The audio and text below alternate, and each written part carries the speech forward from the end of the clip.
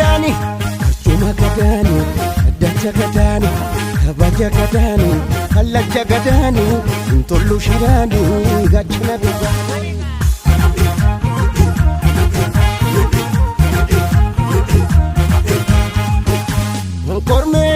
Korme dadatu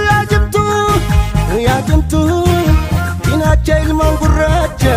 na jirtu Korme dadatu ya jimtu Bakkacha ilman gurracha na jirtu Fanjira na jiradu Inacha ilman gurracha Fanjira na jiradu